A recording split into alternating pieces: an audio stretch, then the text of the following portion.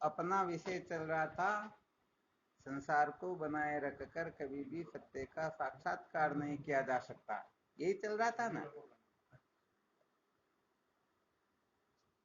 आवाज आ रही है?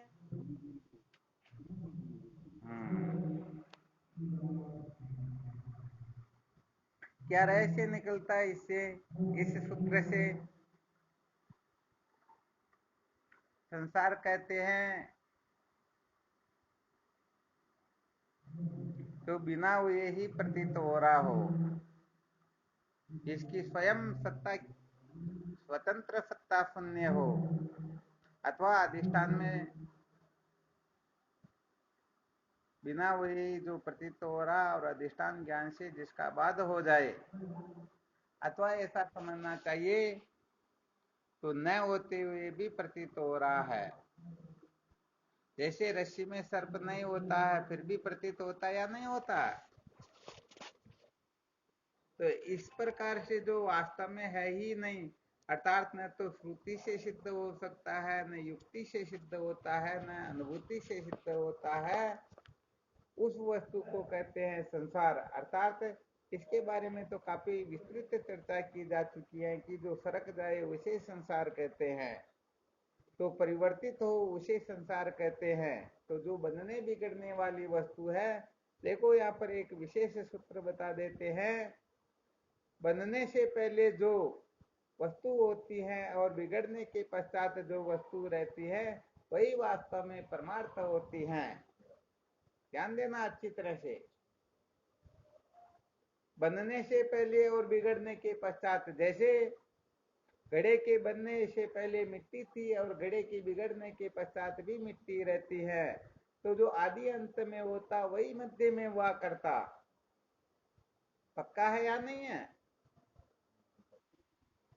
तो कुल मिलाकर के जो मिट्टी की दृष्टि प्रत्येक अवस्था में स्वीकृत करेगा ये मिट्टी है, तो सचमुच में वह कभी भी शोक से ग्रस्त नहीं होगा, उसे कभी भी दुख होगा ही नहीं। और जो उस मिट्टी को घड़े के रूप में, कलश के रूप में, सकोरे के रूप में ग्रहण करेगा, निश्चित रूप से उसे दिन में हजारों बार सुखी दुखी होना होगा।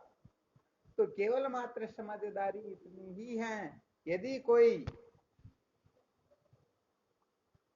घड़े को बनाए रखना चाहता है तो समझो वे संसार को बनाए रखना चाहता है, और यदि कोई मिट्टी का दर्शन कर लेता है तो समझ लेना चाहिए उनके लिए ये संसार का जो है चिंता भाव निश्चय हो गया।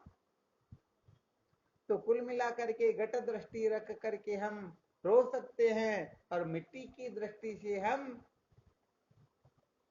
रोने से पहले और हंसने के बाद में जो होते हैं उस तत्व में स्थिति प्राप्त कर सकते हैं। आ गया समझ में? हाँ, तो कुल मिला करके नाम रूप को संसार कहते हैं, और नाम रूप का जो अधिष्ठान अस्थि भांति प्रिय है उसे ही परमात्मा कहते हैं। जो नाम रूप को महत्व देंगे वह निश्चित रूप से जन्म मृत्यु की श्रृंखला में भटकता रहेगा, और जो अस्थि भांति प्रिय को अपना आत्मा समझेगा और उसको जानने वत जान लेगा, वह समस्त बंधनों से मुक्त होकर के सदा सदा के लिए कृतार्थ हो जाएगा। अब निश्चय अपने को करना है कि नाम रूप को महत्व दे करके हमें जीवन भर, अरे जीवन भर तो क्या अनादि काल से रोते आ रहे हैं और इस समय भी रो ही रहे हैं।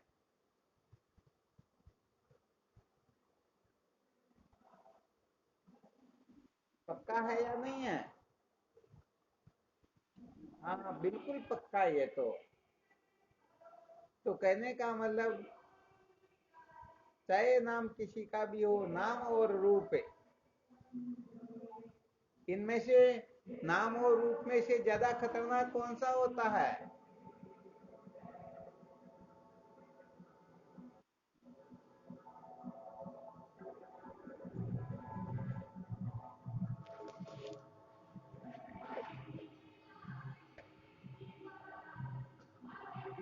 क्या बात हुई, समझ में नहीं आया क्या? हैं? रूप होता है ना।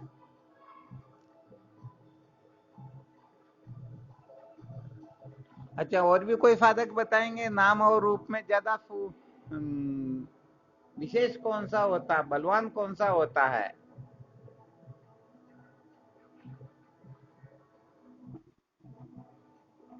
अच्छा, कोई तो नाम के लिए कह रहे हैं, कोई रूप के लिए कह रहे हैं, कैसे निर्णय करें? अच्छा, कोई युक्ति हो तो सिद्ध करके बताओ। युक्ति से सिद्ध करके बताओ, नाम श्रेष्ठ है, नाम बलवान है या रूप बलवान है?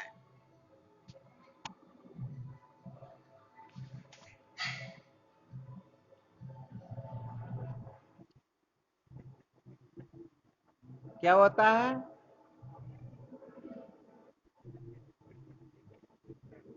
रूप तो, हाँ बिल्कुल ठीक बात है।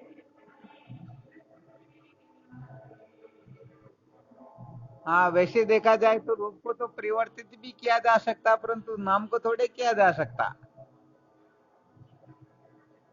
और वैसे देखा जाए तो रूप का भान सुषुप्ति अवस्था में नहीं होता, गाढ़ी नींद में नहीं होता, परंतु नाम लेकर के आवाज लगाई जाए तो फिर उठ जाते या नहीं उठ जाते हैं। तो वैसे देखा जाए तो संसार को बनाए रखने से यही तात्पर्य होता है कि नाम रूप को महत्व देना, इसमें भी रूप से अधिक बलवान होता है नाम। तो इस संसार के अंतर्गत नाम के चक्कर में ही हम जन्मते मरते रहते हैं। तो जब तक नाम का सचमुच में मिथ्यात्व निश्चय न हो, अरे वास्तव में अपना नाम ये होता ही नहीं है, ये तो जन्म लेने के 5-7 दिन बाद में अपने परिवार वाले नाम रखते हैं। तो वास्तव में हमारा कोई नाम नहीं है, परंतु इस नाम का कोई थोड़ा सा तिरस्कार कर दे, अपमान कर दे, या थोड़ा सा गड़बड़ घोटाला हो जाए तो मरने मारने पर उतारू हो जाते हैं। बिल्कुल पक्का है या नहीं है? तो ये नाम रूप जो संसार है, इस नाम रूप से जब तक वैराग्य नहीं होता है, जब तक नाम रूप को मिथ्या नहीं समझ लेते हैं, जब तक नाम रूप से ऊपर नहीं उठ जाते हैं, तब तक सच्ची बात है हम संसार चक्र के अंतर्गत ही है। अच्छा, और थोड़ी विशेष युक्ति बता देते हैं। ये रूप जो है, चाहे किसी भी प्रकार का हो, चाहे गोरा हो या काला, ये भी तो एक प्रकार का नाम हो गया या नहीं हुआ? और वैसे देखा जाए तो रूप से तो कभी ना कभी वैराग्य हो ही जाता है, होता या नहीं होता? कहने का मतलब जब शरीर वृद्ध हो जाता है तो चाहे कितना भी सुंदर क्यों ना हो, परंतु अपने को भी नहीं देखना चाहता है, परंतु नाम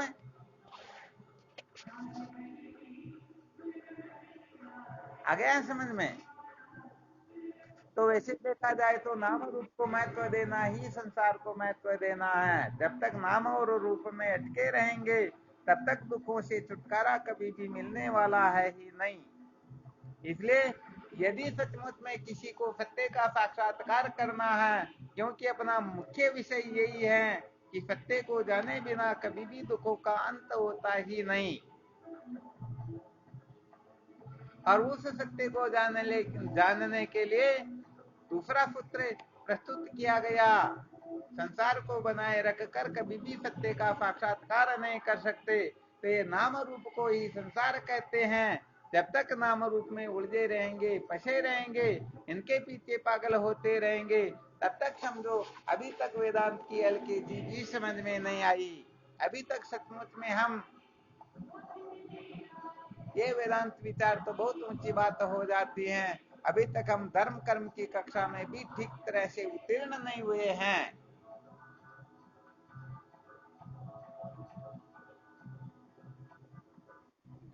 हाँ, तो यहाँ थोड़ा गंभीरता से विचार करना होता है।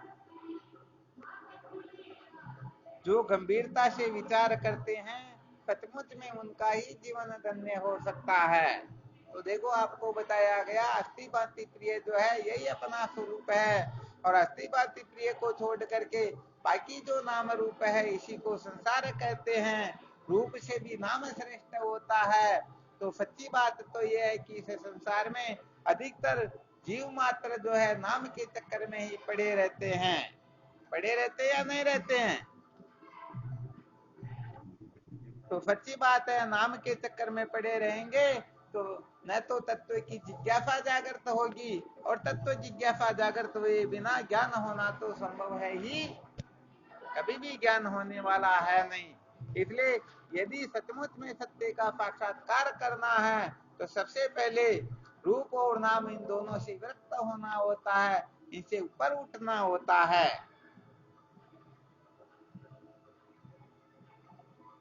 अब इससे ऊपर उठने के लिए थोड़ा पावर चाहिए। क्या चाहिए?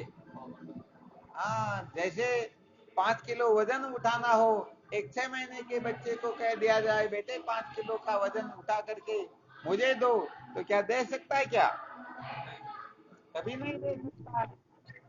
हाँ, तो यहाँ पर कहने का मतलब जो महत्वपूर्ण बात तो यह है कि जो सचमुच में अविद्या के बंधन से मुक्ति प्राप्त करना चाहता है वह असंभव को भी संभव कर देता है। और यदि तत्व जिज्ञासा नहीं है, सचमुच में अविद्या के बंधन से छुटकारा प्राप्त नहीं करना है, इसी जीवन में अमृत तत्व की प्राप्ति नहीं करनी है, तो सच्ची बात है वह कुछ भी नहीं कर सकता है। ध्यान देना अच्छी तरह से। तो वैसे देखा जाए तो ये ब्रह्म साक्षात्कार आलसी लोगों का सपना नहीं होता है। ये आलसी लोग कुछ भी नहीं कर सकते हैं। आलसी का मतलब होता है नाम रूपात्मक प्रपंच को असार समझ करके, अनित्य समझ करके, मिथ्या समझ करके इसके अधिष्ठान का आत्म तत्व का यथार्थ बोध प्राप्त करना। ये जो कर पाते हैं समझो वो वास्तव में आलसी नहीं होते हैं, बाकी सब आलसी ही है। भले ही संसार में वो रात दिन खूब काम काज कर रहे हो, परंतु ब्रह्म जिज्ञासा जागृत नहीं हुई तो वह आलसी ही है। तो आलसी कभी भी आलसी का भला नहीं कर सकता है। आलसी लोग कभी भी सत्य का साक्षात्कार नहीं कर सकते हैं। तो यहाँ पर तो कहने का मतलब हम भले ही कल्पना कर लेंगे, परंतु सचमुच में काम होने वाला। हाँ, क्या होता है कि एक बार कोई ऐसा आलसी सो रहा था। कहाँ पर सो रहा था? अरे ये बोलते हैं ना बेर के पेड़ के नीचे। तो ऊपर से क्या होता है, एक बेर गिरता है, तो वह गिरता तो उसकी छाती के ऊपर जाकर के अटक जाता है। अब उसके पास में कोई एक और सो रहा था। इतने में क्या होता, कोई ऊंट के ऊपर बैठ करके वहां से निकल रहा होता, तो वो सोया सोया कहता, अरे ये ऊंट वाले, ये मेरी छाती पर जो बोझ पड़ा हुआ मेरे मुंह में डाल के जा। अब विचार करके देखो, ऊंट से नीचे उतरने के लिए ऊंट को बिठाना पड़ता है, फिर उतरना होता है, और फिर वो उनका काम करना होता है। तो उसने कहा, अरे भले मानुस, मुझे इतना परेशान होना पड़ेगा, तू खुद क्यों नहीं ले लेता, तेरे भी तो हाथ है ना। अरे भाई तेरे को खिलाना हो तो खिला, वरना जा तू तेरा काम कर। तो उसे और दया आई, उन्होंने और तरकीब बताई, अरे भाई तू चल, तू नहीं कर सकता, तेरे पास में सोया हुआ इसको कह दे, ये डाल देगा तेरे मुंह में। कहा कि अरे तो किसी काम का नहीं है, कल एक कुत्ता आकर के मेरे मुंह को चाट रहा था, ये उस कुत्ते को भी नहीं भगा सका, ये बोल क्या डालेगा। तो बताओ, ऐसे आलसी लोग जो कहने का मतलब केवल और केवल मात्र ब्रह्म विचार की ओर से आंख बंद करके संसार की ओर पागल हो रहे हैं, नाम रूपात्मक प्रपंच को मजबूत करने के लिए, प्राप्त करने के लिए। तो विचार करके देखो, सचमुच में क्या ऐसे साधक सचमुच में जीवन को धन्य बना सकते हैं क्या?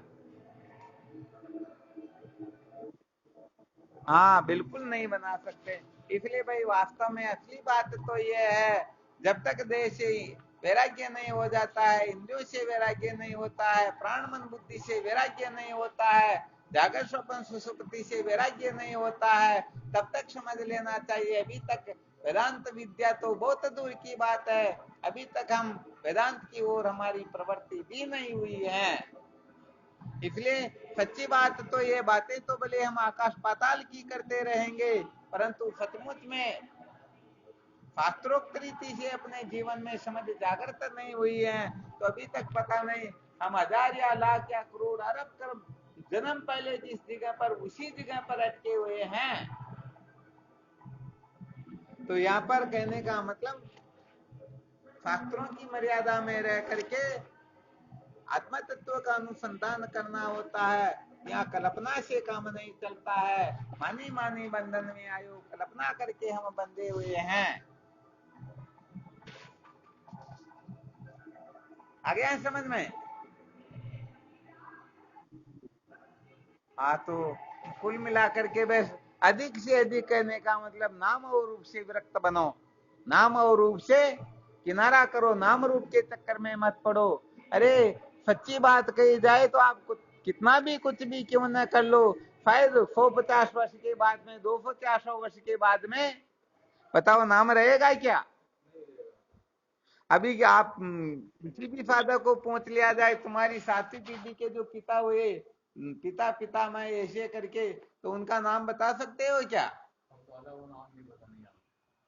अरे वास्तव में संसार नाम की कोई वस्तु होती ही नहीं, फिर भी हम नाम के चक्कर में पड़े रहते हैं। तो सच्ची बात है, यदि नाम के चक्कर में पड़े रहेंगे तो वास्तव में आत्मा तत्व की ओर से हाथ धोना होगा। और यदि आत्मा तत्व का साक्षात्कार करना चाहते हो तो ये मान बढ़ाई से, नाम के चक्कर से थोड़ा उठना होगा, दूर होना होगा, इनको कीचड़ समझ करके त्याग करना होगा। अब आप लोग स्वतंत्र हो। वास्तव में देखा जाए तो वेदांत किसी को बाध्य नहीं करता है। वेदांत तो केवल मात्र रास्ता दिखाता है, जहां आपकी मर्जी हो, ऐसी कोई दिक्कत की बात होती नहीं। हाँ, ऐसा नहीं समझना चाहिए संत महात्मा किसी के गले पड़ जाते हैं कि नहीं तुमको तो तत्व ज्ञान प्राप्त करना ही होगा, तुमको भक्ति करनी होगी, तुमको निष्काम कर्म करना होगा, ऐसा वैसा करना होगा। देखो ये बड़ा विशेष रहस्य बता देते हैं, विलक्षण रहस्य बता देते हैं। आप लोगों को शायद भ्रम हो रहा होगा कि नहीं नहीं संत महात्मा किसी के गले पड़ जाते हैं, ऐसा करना पड़ेगा, वैसा करना पड़ेगा, सपने में मत रहना। देखो वेदांत का जो तात्पर्य होता है ना, यदि कोई चाहे मैं स्वर्ग में जाना चाहूं तो वेदांत ये नहीं कहता कि तुम स्वर्ग में मत जाओ। वेदांत केवल इतना ही कहेगा क्षीणे पुण्य मरते लोकम विशांति। अरे पुण्य समाप्त होने पर फिर स्वर्ग से तुम्हारा पतन हो जाएगा। ये नहीं कहते कि तुम स्वर्ग में मत जाओ। तो जो दोष है वो बता देते हैं, फिर करना ना करना अपनी मर्जी होती है। ऐसे ही आप कुछ भी करोगे तो वेदांत कह देगा अरे भाई ये ठीक नहीं है, अब अपनी मर्जी है, करे या ना करे। हाँ, तो बहुत बार प्राय ऐसा देखा जाता है कि लोग सोचते हैं कि संत महात्माओं को कोई स्वार्थ सिद्ध करना, इसलिए ये संत महात्मा अपने गले पड़ जाते, गले किसी के नहीं पड़ते। सच्ची बात कहे तो हजार नहीं, लाख नहीं, करोड़ बार यदि अपने को गरज हो विद्या के बंधन से छूटने की तो जाओ तत्ववेता महात्माओं के सानिध्य में, हजार लाख करोड़ बार नाक रगड़ो और जिज्ञासा करो कि मुझे तत्व साक्षात्कार करना है। ये ब्रह्म विद्या इतनी सरल नहीं है। सच्ची बात कहे तो हम तो साधकों के ऊपर कृपा करके इनको डायरेक्ट ही उस कक्षा का उपदेश करते हैं तो लोग समझ जाते हैं अरे भाई इनका कोई ना कोई स्वार्थ होगा। वरना सच्ची बात है अनादि काल से जीव भटकता हुआ आ रहा, परंतु ब्रह्म विद्या तो श्रवण करने के लिए भी नहीं होती है। ब्रह्म विद्या के श्रवण करने मात्र से अनादि काल की विद्या जल करके भस्मीभूत हो जाती है। परंतु ब्रह्म विद्या को हम इतनी सस्ती समझ लेते हैं कि वास्तव में इसका तिरस्कार कर देते हैं, अपमान कर देते हैं, अवहेलना कर देते हैं। किसके लिए? अनात्म पदार्थों के लिए, मान बढ़ाई के लिए, संसार के नाते रिश्तों के लिए, संसार के भोग पदार्थों के लिए। तो कुल मिलाकर के इस प्रकार से जो साधक अपने आप को बनाएंगे, इस प्रकार की समझ रखेंगे तो सच्ची बात है जीवन धन्य होने वाला नहीं है। यदि जीवन को सचमुच में धन्य बनाना हो तो हाँ, यहाँ पर कुल मिलाकर के श्रुति माता की दृष्टिकोण से ही अपने को चलना होता है। अपना मन जो कहता है वैसे यदि कल्याण हो जाता तो हम कभी के कृतार्थ हो जाते। हो जाते या नहीं हो जाते? हाँ, बिल्कुल सत्य बात है। हाँ, तो ये थोड़ी विशेष बात होती है कि यदि अपने को सचमुच में सत्य का साक्षात्कार करना है तो अपने मन को महत्व नहीं देना होगा, अपनी जानकारियों को महत्व नहीं देना होगा। अपने मन को महत्व देना, अपनी बुद्धि को महत्व देना, इसी का नाम संसार होता है। अरे जब हम स्वयं इतने विद्वान है, इतने बुद्धिमान है, इतने ज्ञानी, इतने सब कुछ है, तो फिर हमें क्या गुरु की आवश्यकता है? हाँ, तो वास्तव में आवश्यकता तो सत्य साधक को होती, सत्य शिष्य को होती है, जो अपने में अनात्म पदार्थों की कल्पनाओं से पागल होकर के समझते हम भी कम नहीं है, हम भी ऐसे वैसे हैं, हम तो बहुत ज्यादा जानकारी रखते हैं। सच्ची बात है, तो भटके हुए जीव है, इनका कल्याण होने वाला नहीं है। इसलिए वेदांत सचमुच में ये नहीं करता है कि किसी को धोखे में रखे या किसी को असलियत न बताए। असलियत यही है कि नाम रूप को महत्व दे करके आप जन्म मरण के चक्कर में भटक सकते हो और अस्तिपाति प्रिय का साक्षात्कार करके सदा सदा के लिए जीवन मुक्त हो सकते हो। अब आप लोगों की मर्जी, यदि जीवन को धन्य बनाना है तो ये बात है, और मौज मस्ती मनोरंजन करना है तो कोई दिक्कत की बात नहीं, करते रहो, ये निश्चित रूप से आपको मिल ही जाएगी और मिल ही रही है।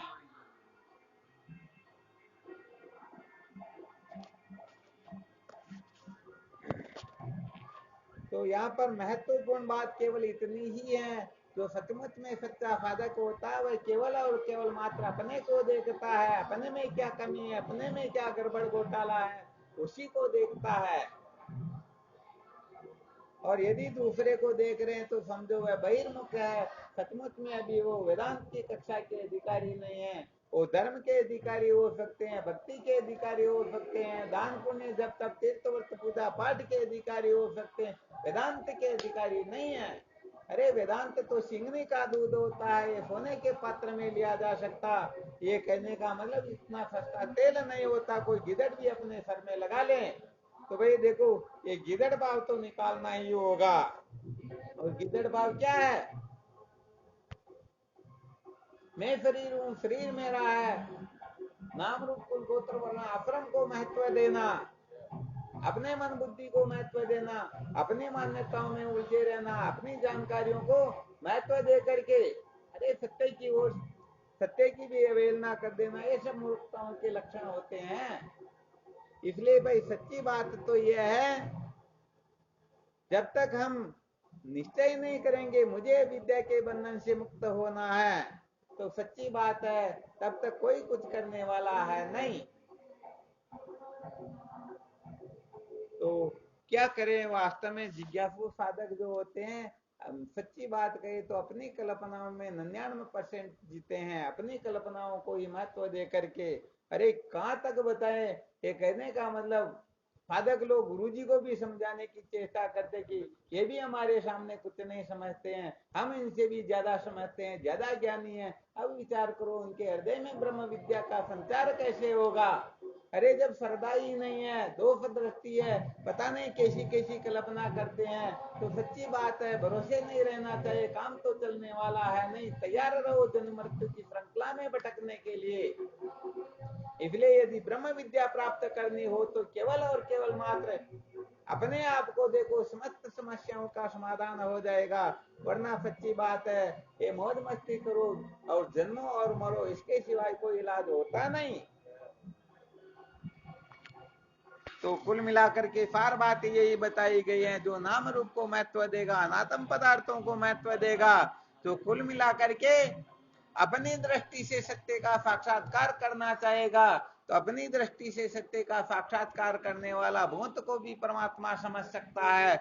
और ज्यादा तो क्या कहे, वो उनकी घरवाली को, घरवाले को, बेटे बेटी को, धन दौलत को, और पता नहीं किस किस को परमात्मा समझ सकता है। इसलिए अपनी जो कल्पना है, इस कल्पना से ही अपने को मुक्ति प्राप्त करनी है। अपनी कल्पना से यदि किसी ने छुटकारा प्राप्त कर लिया तो समझो उसने अपना जीवन धन्य बना लिया। और यदि ऐसा करने में समर्थ नहीं हुआ तो सच्ची बात है अभी तक वह भटका हुआ जीव है, और शायद पता नहीं कब तक वह भटकता ही रहेगा। तो ज्यादा सुनाए तो क्या, कम सुनाए तो क्या, वैसे देखा जाए तो बहुत ज्यादा समय हो गया, परंतु सच्ची बात है जैसा रिजल्ट चाहते हैं वैसा नहीं मिलता, तो फिर थोड़ा दुख भी होता है कि करे तो क्या करे। एडी से चोटी तक का पसीना एक कर देते हैं, परंतु साधकों के हृदय में पता नहीं क्या कतरा छिपा रहता है कि कुल मिलाकर के उन अनात्म पदार्थों को ही महत्व देते हैं और उनके सिवाय किसी को महत्व देते ही नहीं।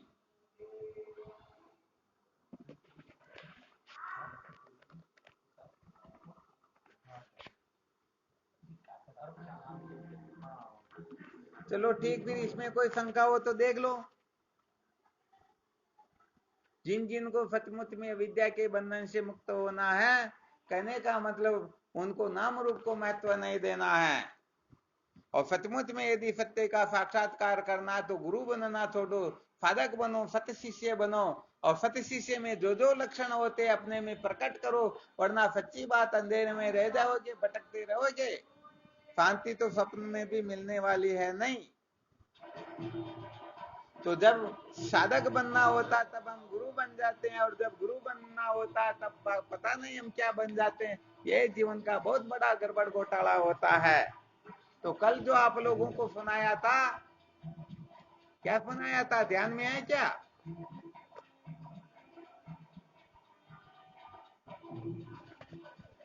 क्या सुनाया था कल? हाँ, नकली एम के बारे में। कल की सत्संग थोड़ी विशेष थी। कल की सत्संग को शायद ग्रुप में भी डाल दी थी, उसको और अच्छी तरह से सुनना। ये नकली एम जो है यही अपने को नचा रहा है। सच्ची बात तो ये नकली एम इतना खतरनाक होता है कि साक्षात भगवान नारायण आ जाए, फिर भी हम चाहते कि ये मेरे जूते को उठा करके उनके सिर पर रखे और मेरे सामने हाथ जोड़ करके खड़े रहे, तब हम समझते हैं कि अब मेरी कुछ स्तुति हुई। तो भाई गड़बड़ घोटाला इसी जगह पर हो रहा। सच्ची बात, साधक लोग इस रहस्य को समझते नहीं। वो अपने पता नहीं कितने जन्मों के पुण्यों को नष्ट करके धूल में मिले जाते हैं। तो ऐसे हंसने हंसाने से काम नहीं चलता। मौज मस्ती मनोरंजन यहाँ काम नहीं करती हैं। सचमुच में साधन संपन्न होकर के फिर ब्रह्म विचार करना होता है। हाँ, ये खाला का घर नहीं, अपनी अकल होशियारी नहीं चलती है। यहाँ पर तो संत शास्त्रों की मर्यादा में रह करके श्रुति संत शास्त्रों के अनुसार अपने जीवन को आगे बढ़ाना होता है, तब जीवन धन्य बनता है। वरना अपनी अकल होशियारी से काम करते रहेंगे तो भाई सचमुच में काम होने वाला। हाँ, एक व्यक्ति ऐसा था जो घर पर जाता और घर वाले के 2-4 जूत लगा करके कहता कि कह मेरे को सरपंच। ओ बेचारी हाथ जोड़ करके कहते मैं आपको सरपंच क्यों, मैं तो आपको राष्ट्रपति कह दूं, परंतु ये अपने अड़ोस पड़ोस के लोग भी कहे तब न, मेरे कहने से काम क्या चलेगा। आ गया समझ में? हाँ, बिल्कुल सही बात है। इसलिए सबसे पहले नंबर की बात तो ये, जो भेदवादी और पामर पुरुष है या समझो जो गुरुद्रोही है, ऐसा चाहे कोई क्यों ना हो, उनसे चर्चा करे, उनसे संपर्क रख रहे हो, चाहे मन से हो, वाणी से हो, शरीर से हो, तो समझो अभी तक गुरुमुखी हो ही नहीं। अरे पामर पुरुषों का संग करने वाले भेदवादी पुरुषों का संग करके क्या अपने जीवन को धूल में थोड़े मिलाना। परंतु कुल मिलाकर के अपने को समय मिलता ही नहीं ऐसे लोगों को समय देने में, तो ब्रह्म विचार कब करेंगे? इसलिए यदि सचमुच में जीवन को धन्य बनाना है तो ब्रह्म विचार करना होगा। और ब्रह्म विचार के लिए सबसे पहले आज जो ब्रह्म विद्या में दो दृष्टि रखते हैं, जो संत महापुरुषों में शास्त्रों में जो गुरुदेव की निंदा करते हैं, वो सुनने वाला सुनाने वाला, ये दोनों ही कहने का मतलब ब्रह्म राक्षसी होते हैं। परंतु करें तो क्या करें, बड़े मजे लेकर के सुनते और सुनाते हैं, और फिर चाहते हैं ये विद्या के बंधन से छुटकारा क्यों नहीं हो रहा है। आंख बंद करके हम कहने का मतलब वस्तु को देखना चाह रहे हैं, वह वस्तु का साक्षात्कार होगा थोड़े ही, नहीं होगा ना। हाँ, बस इसलिए सच्ची बात तो यह है, विचार चंद्रोदय की प्रथम कला के अंतर्गत दृढ़ परोक्ष ब्रह्म ज्ञान क्यों नहीं होता, उनके जो हेतु बताए गए हैं, कारण बताए गए हैं। अरे यहाँ पर तो जो धर्मात्मा एक नंबर का हो, उनके संग को भी महत्व नहीं दिया जाता, फिर भेदवादी पामर पुरुषों की तो बात ही क्या है।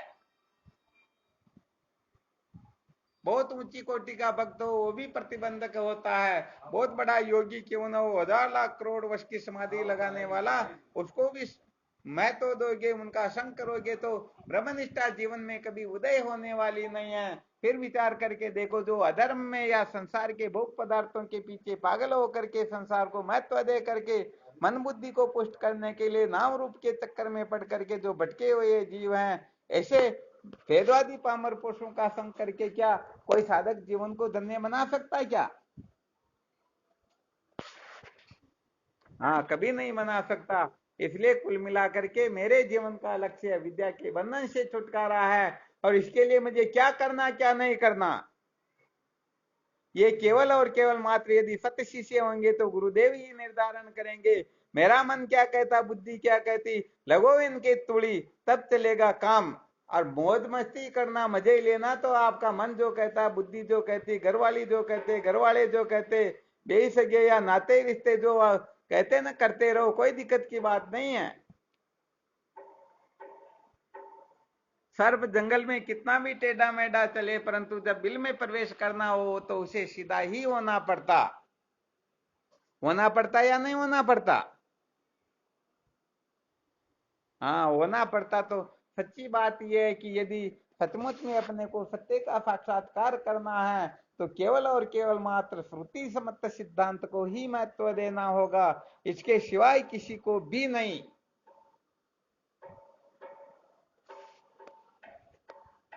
चलो ठीक, करते रहना यहाँ पर विचार। और कोई शंका हो तो कल की कक्षा में फिर विचार करेंगे इसके लिए।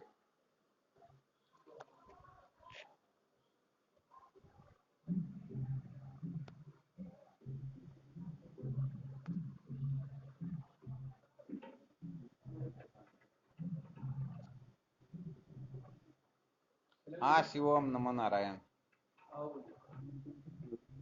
हाँ शिवोहम।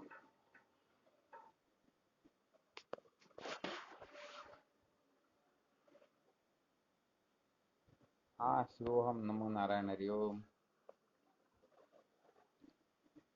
शिवोहम। शिवोहम।